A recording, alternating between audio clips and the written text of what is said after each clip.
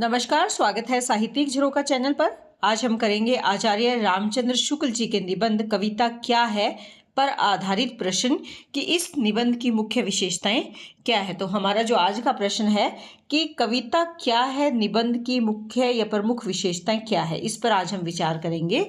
तो देखिए, सबसे पहले भूमिका को अगर देखें तो रामचंद्र शुक्ल जी द्वारा रचित कविता क्या है, ये एक महत्वपूर्ण काव्य शास्त्रीय निबंध है जिसमें उन्होंने कविता के स्वरूप, तत्व और उद्देश्य का गहन विश्लेषण किया है, गहन अध्ययन किया है और उसका विवेचन किया है।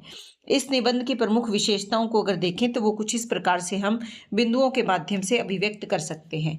सबसे पहला हम पॉइंट बनाएंगे कि कविता की परिभाषा।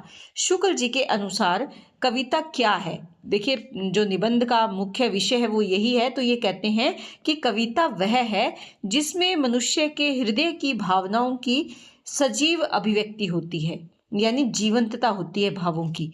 कविता केवल शब्दों का संयोजन नहीं बल्कि हृदय की अनुभूति का कलात्मक रूप है। हृदय की मुक्ति साधना हेतु जो वाणी शब्द विधान का निर्माण करती है वह क्या कहलाती है, वह कविता कहलाती है। यानी जब जो हमारा मन है, जो हमारा हृदय है, वो मुक्ति की ओर जाता है, मुक्ति की साधना करता है, उस समय वाणी के माध्यम से जो भावों की अभिव्यक्ति होती है और उससे जो शब्द हमारे सामने आते हैं काव्य रूप में, वो क्या कहलाती है, कविता कहलाती है। कविता द्वारा व्यक्ति लोक भूमि पर पहुंच जाता है जहां मार्मिक तथ्यों को व्यंजना दिखाई देती है, यानी मार्मिक तथ्यों की अभिव्यक्ति जहां पर होती है, तो वो क्या है, कविता है। दूसरा हम पॉइंट बनाएंगे भावना या रस रूपता की प्रधानता। इस निबंध में शुक्ल जी ने यह स्पष्ट किया है कि कविता का मूल तत्व रस या भावना है। जिस रचना में भावों की गहराई नहीं होगी वह कविता नहीं मानी जा सकती। तो कविता का उद्देश्य पाठक के हृदय में उसी भाव को उत्पन्न करना है। तो मूल रूप से अगर देखें तो काव्य क्या है, जिसमें भावना की प्रधानता हो या जिसमें भाव प्रधान हो वही काव्य है। जहां भाव की प्रमुखता नहीं होगी, जैसे इन्होंने माना है कि जहां अलंकार या शब्द संरचना पर अधिक ध्यान दिया जाता है, भावों की उपेक्षा की जाती है, वो क्या है, काव्य की कसौटी पर उसे कविता नहीं कह सकती। तो जहां भाव प्रधान है वो क्या है, काव्य है। उसके बाद है, इसमें इन्होंने किसको महत्व दिया है, अनुभूति को महत्व दिया है। शुक्ल जी के अनुसार कविता केवल कल्पना पर आधारित नहीं है बल्कि वह जीवन की सच्ची अनुभूतियों पर आधारित होती है।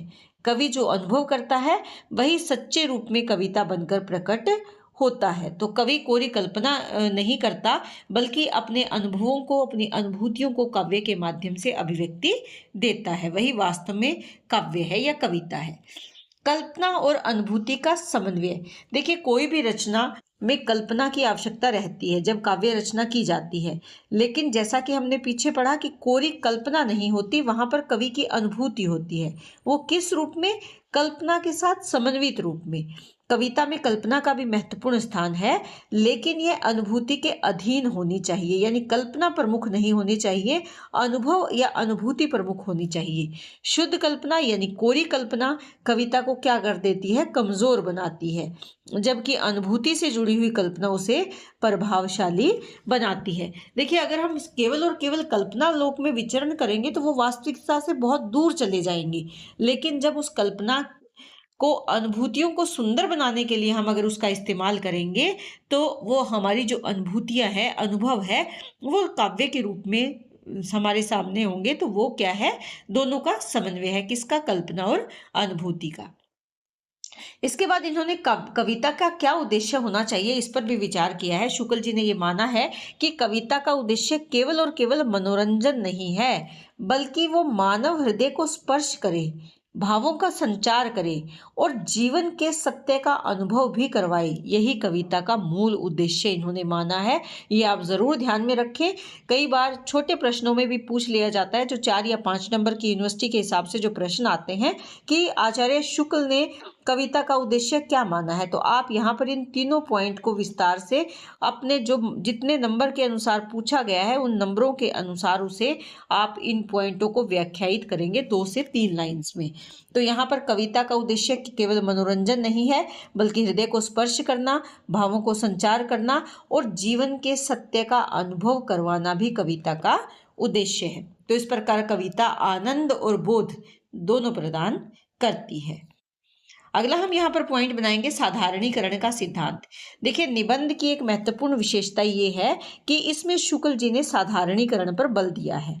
साधारणीकरण से अभिप्राय क्या है कि वो भाव जो कवि ने अनुभव किया है, कविता में अभिव्यक्त किया है, वो सर्वजन का भाव बन जाए, यानी उस भाव का साधारणीकरण हो जाए। साधारण से साधारण मानव भी उस भाव को समझे, अर्थात कवि की व्यक्तिगत भावना इस प्रकार व्यक्त हो कि वे सभी के हृदय की भावना बन जाए। ये कविता में मूल सिद्धांत होना चाहिए कि ऐसा ना हो कि उस भाव को सिर्फ एक वर्ग विशेष ही समझ पाए, बल्कि भाव ऐसा हो कि वो साधारणीकरण उसका किया जा सके, साधारण से साधारण मानव भी उससे जुड़ सके।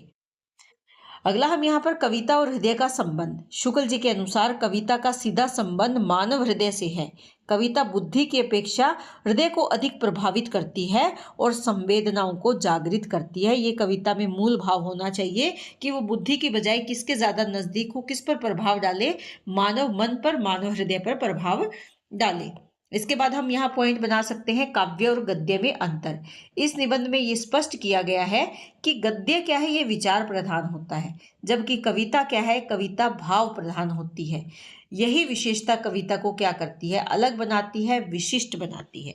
अंत में आप निष्कर्ष रूप में यहाँ पर जरूर लिखें कि कविता क्या है। निबंध में आचार्य शुक्ल जी ने यह सिद्ध किया है कि कविता हृदय की गहन अनुभूतियों की रसपूर्ण अभिव्यक्ति है। इसमें भावना, अनुभूति और कल्पना का संतुलित समन्वय होता है। यह निबंध हिंदी काव्य के स्वरूप को समझने में अत्यंत महत्वपूर्ण भूमिका निभाता है। तो उम्मीद करती हूँ कि प्रश्न आपको बहुत अच्छे से समझ में आया होगा। इस प्रश्न के और भी पॉइंट्स बनाए जा सकते हैं, लेकिन मैंने यहाँ पर महत्वपूर्ण पॉइंट शामिल किए हैं जो आपके 10 से 15 नंबर के प्रश्न को पूरा कर सकते हैं। आप इन बातों को थोड़ा सा और विस्तार से भी लिखकर इस प्रश्न को और बड़ा भी बना सकते हैं। तो बहुत बहुत धन्यवाद। इसी तरह चैनल से जुड़े रहें। चैनल को लाइक, शेयर और सब्सक्राइब ज़रूर करें।